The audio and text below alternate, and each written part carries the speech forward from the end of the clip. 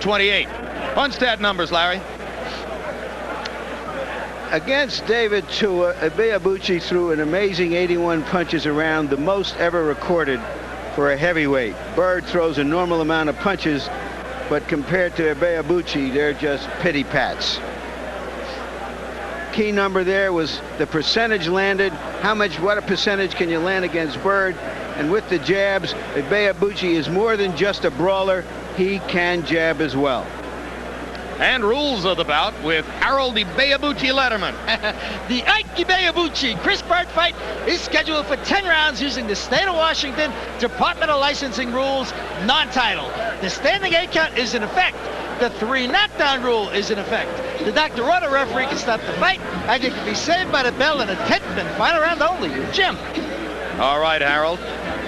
Relatively brief walkouts here. The dressing rooms are pretty close to the ring. Here comes Chris Byrd, whose stable family life and nurturing background, his dad, the 1992 Olympic boxing coach, has helped him to his present status in the sport. And you can see that when the situation requires it, Byrd can put out a big punch output as well. But they're like dabs of paint on a canvas. He doesn't rip the canvas. Ibeabuchi does.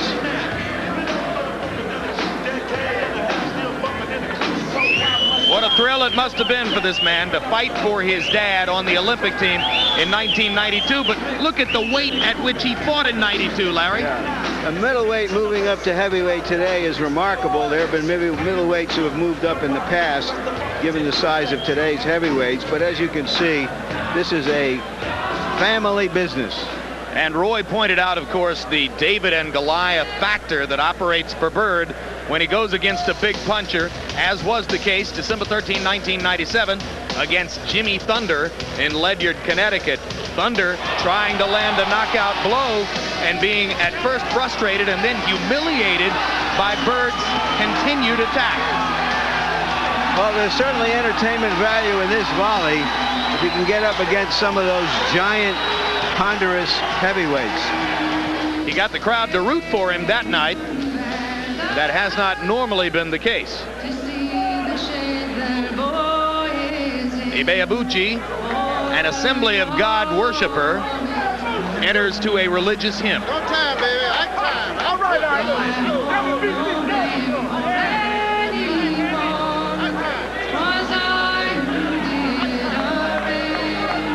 Very unusual training camp for Ibeabuchi. He had a scuffle with a sparring partner, his only sparring partner. He had 2 different trainers, maybe 3. But the important one was with the sparring partner because he cut him over his left eyelid.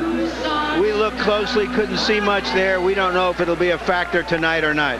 And a closer look at the president, Ike Ibeabuchi. He's been here for 6 years training to become an important heavyweight. Big win over Tua. Lives with his mother, who is a nurse. They moved from Dallas to Phoenix after the incident we described before. And as Larry told you during the Punch Stat graphic, Ibeabuchi set a record June 7, 1997, throwing more punches in a 12-round bout than any heavyweight ever charted by CompuBox. And they were power punches for the most part as he put together combinations all night long against the hard-hitting Tua. It'll be hard to duplicate something like that against Chris Byrd. The new WBC. It was a unanimous decision victory for Ibeabuchi, which really put him on the map. Shortly after that began the skein of personal problems which have set him back. Let's go up to ring announcer Michael Buffer for the official introduction. Ladies and gentlemen, from the Emerald Queen Casino here in Tacoma, Washington, once again, Cedric Kushner Promotions, along with your undisputed, undefeated king of beers, Budweiser. This Bud's for you. Present world-class boxing, sanctioned by the Washington State Department of Licensing, Administrator Mary Jelvik, Manager Michael Schneider. Our physicians at ringside are Dr. Peter Marsh and Dr. Jim Ferguson, timekeeper at the bell, and counting for the knockdown seconds, Curtis Leach. This bout is presented in association with Fight Night Incorporated. Your CKP matchmakers are Ron Scott Stevens and Eric Botcher. The judges at ringside scoring this bout on a 10-point must system are Barry Drucksmann, Glenn Hamada, and Joe Macaluso. And when the bell rings, your referee in charge of the action, Ron Rawl. And now, 10 rounds of boxing between undefeated heavyweights. Somebody's O must go. Ladies and gentlemen, let's get ready to rumble!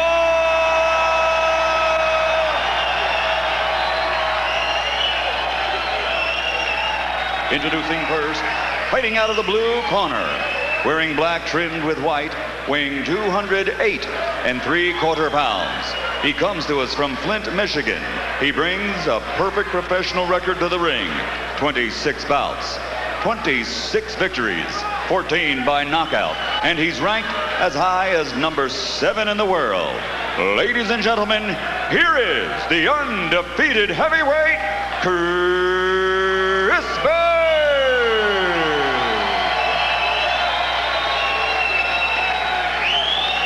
And his opponent across the ring, fighting out of the red corner, wearing black, trimmed with white, weighing 244 1/2 pounds. He comes to us from Dallas, Texas, and his professional record also perfect. 19 bouts, 19 victories, 14 by knockout. And tonight, it's all on the line. Ladies and gentlemen, presenting the undefeated Ike, the President, Ibeabuchi.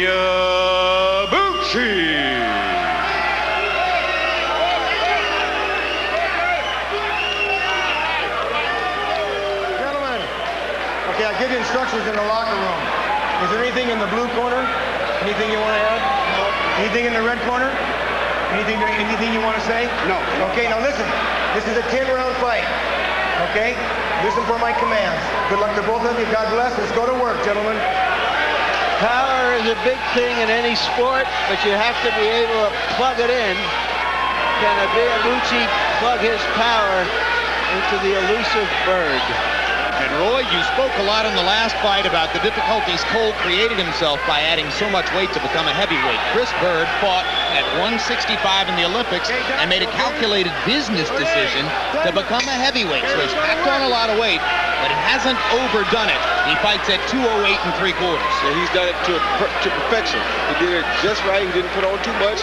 He didn't do it too quick, and he did it at the beginning of his professional career. Is he the kind of heavyweight you would have been if you had decided to become a heavyweight? I would have tried to be. I don't even think I could gain that much weight. I don't think so either. Ibeabuchi reaching and trying to find a way to land his jab. To make matters even more difficult against Byrd, in addition to the hunt and peck style and the difficulty of finding him in there, he's a southpaw too.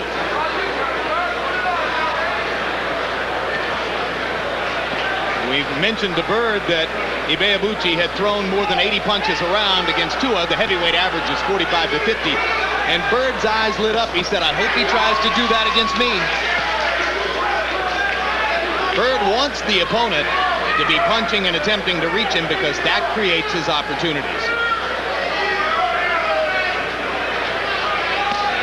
Ibeabuchi, for his part, says, I'll beat Byrd the same way Foreman beat Moorer. I said, Foreman had to lose 9 rounds to get Moorer in position to beat him.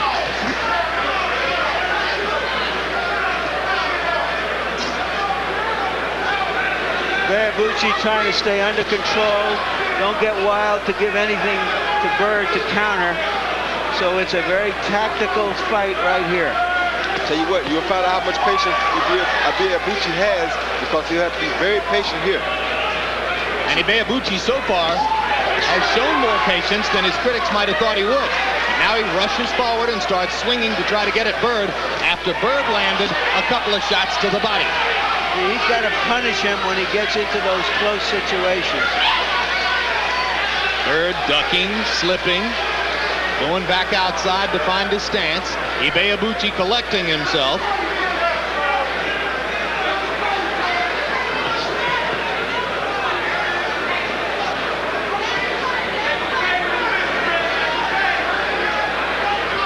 There's a temptation for opponents to think that Byrd can't hurt them. But as Jimmy Thunder found out, Anybody over 200 pounds can pack a wallop in the right situation.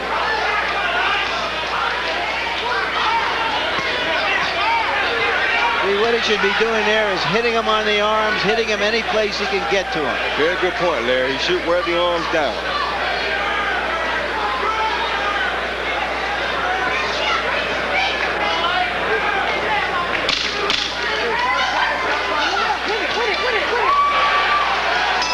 Typical Chris Byrd combination to punctuate round one. When Ike Ibeabuchi goes back to his corner, he'll be listening to former world welterweight champion Curtis Coates. That man right there. When you get him against the rope, you got to fire now. Okay? You're doing all right.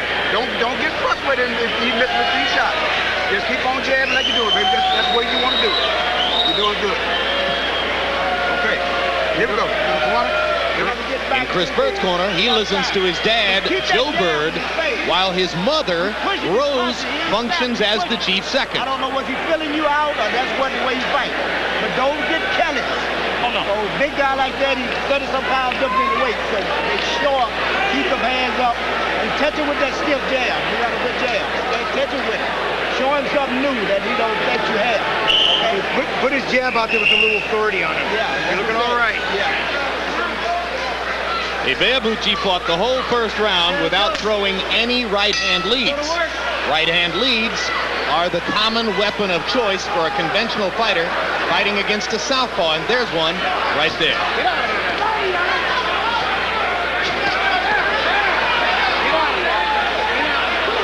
He ought to be roughing him up right in here. Make him pay. But Byrd is extremely quick and clever. You feel that his eyes see everything and react instantly. Well, Byrd grew up training. The story's been told many times in an indoor, downstairs, 12 by 12 foot basement gym in his home in Flint, Michigan. And it's there that he learned the style of standing against the ropes, tempting the opponent in, and then making the opponent miss. Byrd is a defensive fighter who's comfortable against the ropes. It's kind of a constant rope-a-dope. Ibeabuchi lands a left, gets Byrd back to the ropes, just misses with a right. Ibeabuchi's hand speed for a big man may be a new experience for Byrd. I think it is. That's the first time I can recall a big guy hitting Byrd within the first 2 rounds. And landing a hard body shot. When you got a guy who's elusive in the head, as Byrd is, then one textbook move is to go to the body, and Ibeabuchi has shown some of that in the first couple of rounds. Pounds Byrd back with a right to the chest. Just misses with a left.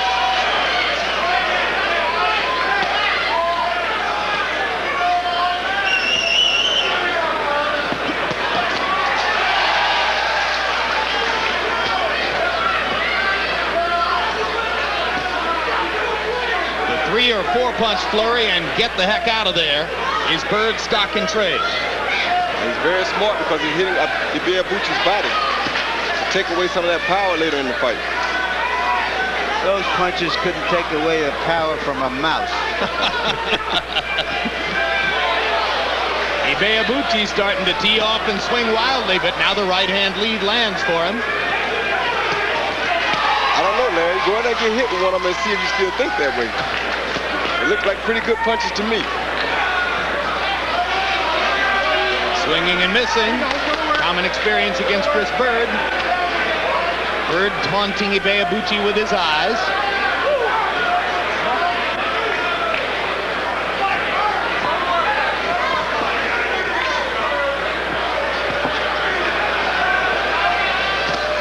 Good right-hand lead. Excellent. On target against the constantly moving Chris Byrd. Ibeabuchi showing head movement too.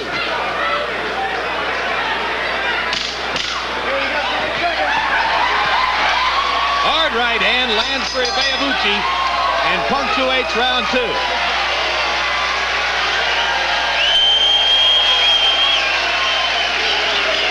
And the president was laughing uproariously at something. Be careful now. Don't get out here talking with trying to punch him off. You end up getting cut. Keep them hands. Keep them hands on. You start to flurry. You're throwing 1 or 2. You're not stepping in with it. When he missed, with the hard punch, he off balance. That's when you get your punches in and be ready to get out of there. Watch you now. Okay, just keep on digging to the body. Go to the body. And when he bend over, I come under and over the top with a hook. Okay? Just drop the hand down and come up, rip it up. Okay? Arms, elbows, anything will work. Hit anything. Hit his arm, elbow. He stick his arm up there, knock the arm off. Let's go.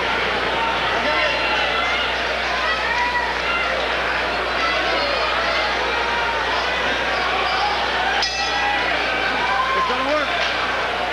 Chris Byrd dancing from side to side as he gets ready to come out.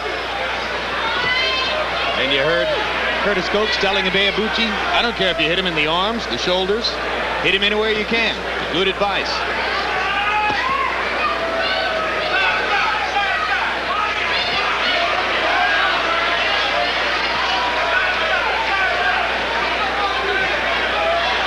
You know, I've got to admit a certain prejudice here.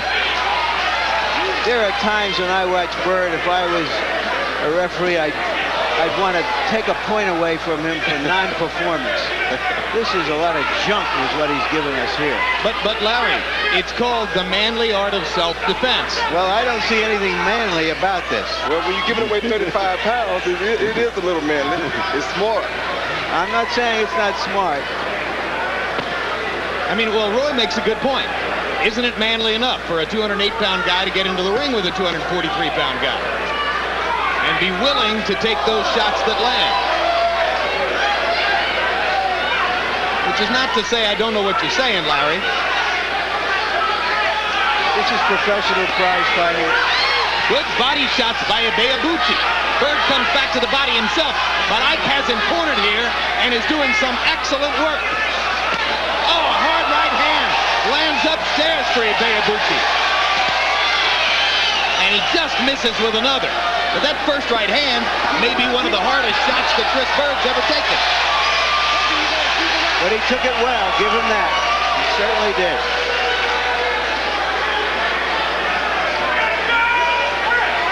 What do you think, Roy? I don't know. It's very different for Chris Byrd. We'll find out tonight what he's really made of. He's never had to take these type of punches this early in a heavyweight fight.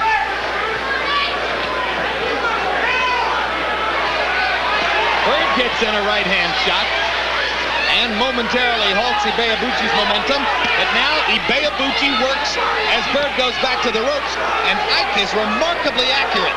It's not going to show up in CompuBox numbers because it's so hard to land against Byrd anyway. But very few fighters have made contact on Chris Byrd the way Ibeabuchi is doing it right now. But Byrd has landed some good quick punches inside to Ibeabuchi's head while Ibeabuchi is working the body.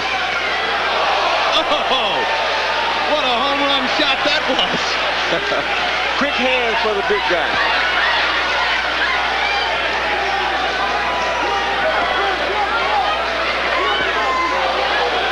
Good left hook, Ibeabuchi. Another good left hook. And a third. Now he cut Chris Byrd, I believe. Yeah, he cut Chris Byrd on the eye. And Byrd is wounded. Crowd loves it. Mr. President.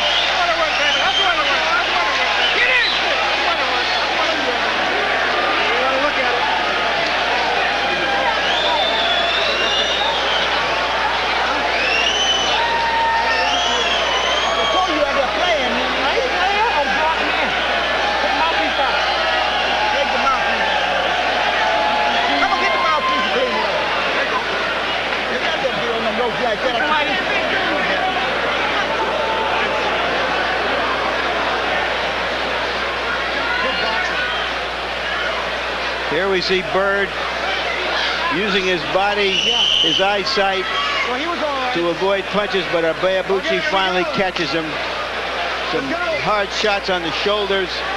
Accumulation can wear you down. Well, Ibeabuchi somehow found a way to throw 75 punches against Chris Byrd in round number 3. Harold, how do you have it scored? Jim, all I got to say is Stu Miller couldn't throw a fastball either. Listen, 29-28, 2 rounds to 1. Ibeabuchi. Jim, what you're judging in this fight is at the end of the round who did more damage. You can't get fooled by Byrd's histrionics. You just got to look at it and say who did more damage. So far, Ike did it in rounds 2 and 3. Is Ike going to get exhausted trying to chase Byrd all the time like this, Roy? I don't know. He could by throwing all these big punches, but be reminded here, he's throwing good body shots while he's chasing Chris, and he's hitting Chris a lot more than he seems as he is. And Byrd's eye is cut, and it's open again. Yep. And Byrd's cut man is his dad, Joe Byrd, who's also the trainer. So the blood flowing a little bit from above the left eye of Chris Byrd, a mark of the damage that Ibeabuchi's been able to do with his right hand. We thought Ibeabuchi might wear down against Tua because of the extraordinarily high work rate. He only seemed to get stronger in the late rounds of that fight. He's got some wellspring of energy that is truly special.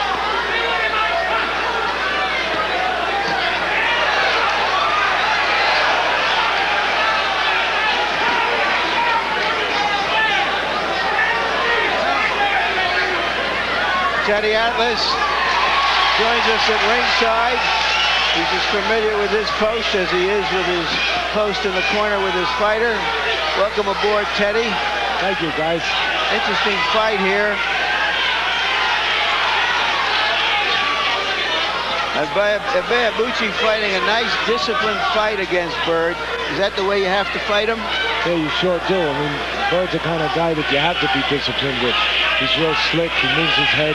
He wants you to do things. Would you let Kirk Johnson fight this Byrd? I don't know. If you didn't have to? Not if I didn't have to. I mean, this is a guy that, you know, he acts like he's a lightweight or a middleweight in a heavyweight spotting. He's real slick. You think he was Roy Jones Jr. up there. How'd you feel about your first tour of duty with Kirk Johnson tonight, Teddy? Okay, I mean, Kirk is a young kid. He's got to learn to be consistent with his ability. He has ability, but you don't get up there and people don't hand things to you just because you have ability. You have to be disciplined. You have to use that ability within a certain vehicle, and you have to be consistent with it. He's going to learn that. You surprised at how often Ibeabuchi is finding Byrd here? Yeah, well, not really. He's steady. You know, you need to be steady against Byrd. You have to be a guy who's not going to be BS, and you got to go to the body a lot because he wants you to go to the head. You got to go the opposite of what he wants. And Ibeabuchi goes to the body with a right and the left to punctuate round number 4. One more question as they work in the corners here. What do you anticipate next for Kirk Johnson? He's there's a group of young guys. There's a group of young lions that are. And he stayed in the group tonight. He's in the group, you know, and it's just a matter of which one he'll pair up with. I'm sure we'll be offered something with one of those group guys, and one of those guys will step forward. They're all on the same road. It's just a matter of who gets forward a little faster, and you know how far you got to go. It's not that much further. A couple of fights, and one of these guys in that group is going to get off with some kind of title fight. Teddy, you think that cut will pose a problem for Byrd as the fight progresses? It looks like it's not bleeding. I mean, it looks clean, so it only causes a problem if it bleeds. It looks like they're doing a good job with it. It looks like he's not a bleeder. Some guys are bleeders. He don't look like he's a bleeder. All right, Teddy, thanks very much for joining us. Pleasure. Congratulations again on the Kirk Johnson victory. Thank you very much. Best of luck down the road. Teddy Atlas getting his first shot tonight as trainer for Kirk Johnson and coming out with a big victory over Al Ice Cole. In round 4, Ibeabuchi's punch output dropped to 52, but he still landed 16 of them. Byrd 16 of 48. That might have been a tough round to score. Now we go to the 5th.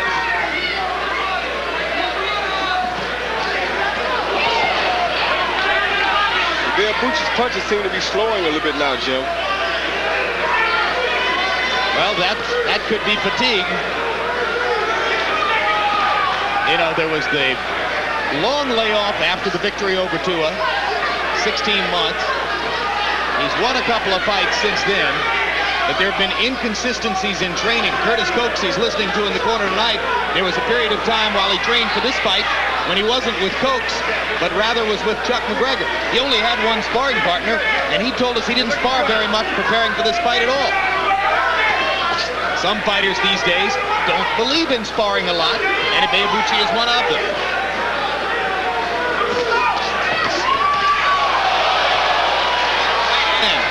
right hand shot by Ibeabuchi in retaliation in the middle of the ring. Fortunately for Byrd, it just missed him.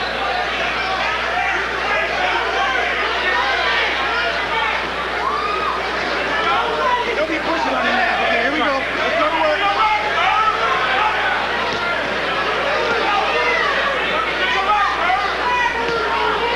The early body punches from Ibeabuchi has slowed Byrd down too. Byrd is not as nearly as elusive as he normally is in a fight like this. You know, we were talking about the cut before. The importance of a cut in a fight like this, which can be very difficult to score, is that it shows graphically to the judges that one guy has been hurt with something. Oh, what a left hand! Byrd in serious trouble. Ibeabuchi with a monster left hook. Followed it up to the right, and Byrd for the second time in his career goes down. Trying to argue with the referee, Ron Rawl, about whether it was a knockdown, but come on, Chris, you got busted. Oh, boy. He's out of here. He's hurting very bad. He doesn't even know where he is right now. He can't even keep his balance. He's hurt bad. He's hurt bad. Round ticking down, 15 seconds left. He might make it out of the round. Here comes Ibeabuchi. He'll never make it out of this round, Jim. Hard left hook. Oh, they can stop it. They can stop it right now. What is Byrd hollering Ron Rawl for? stops it. Ron Rawl stops it. Ike Ibeabuchi has knocked Chris Byrd out. A sensational victory for Ibeabuchi, and shame on Chris Byrd. He was arguing with the referee from the moment he got knocked down. He claimed it wasn't a knockdown. It was a knockdown, and he never stopped pitching instead of fighting and protecting himself. I think Ibeabuchi, Roy, just knocked him silly. He knocked him silly. Chris Byrd is really not aware of what went on. It's not that he's ignorant. He's not aware of what really was going on. He's not senseless right now. He doesn't have an idea of what's going on in his mind right now. He's still kind of senseless. That left hook was as big a single punch blow as we've seen in a while in the heavyweight division. Yes, it was. Well, Chris Byrd told us that he gets offended when he gets hit by a big punch. He must be very, very offended at the moment. Ike Ibeabuchi closed the show, landing 19 of 36 power shots in that round.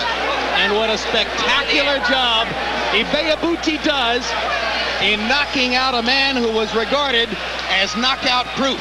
Here's the first knockdown, Roy. Here's the first knockdown, and check out this left hook. Here's the right. Was it the right or the left? Well, the left set it up. The right was just as flush. Here's another look from a different angle.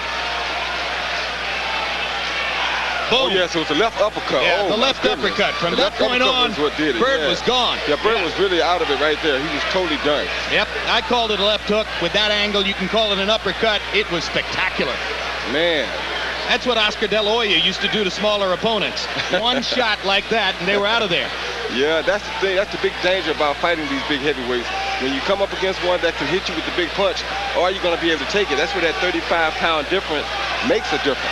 And at that point, Ron Rawl elected to stop the fight and prevent any further punishment for Byrd. The round had ended, but under those circumstances, I won't argue with that stoppage. Ibeabuchi earned his knockout of Byrd. Neither would I. I wouldn't have argued if he stopped it after the second knockdown.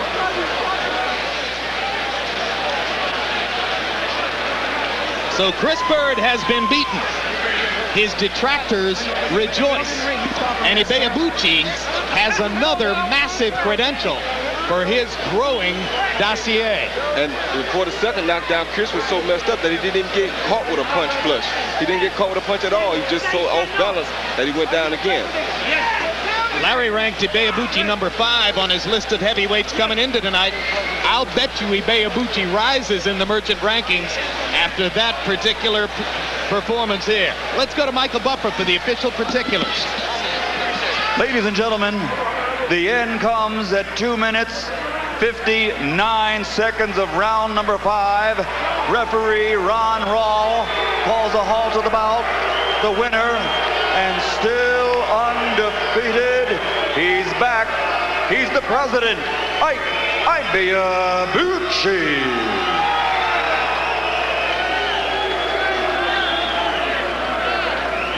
A round of applause, please, for Chris Byrd. Let's give him a hand.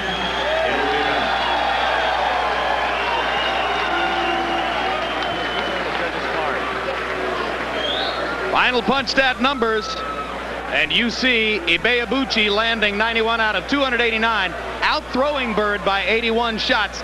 Byrd landing at a higher rate, but of course, as Larry pointed out throughout the night, the difference in power between the two punchers makes Ibeabuchi's numbers actually the better numbers here. Landing his jab at above 20% against a southpaw, that's not easy to do.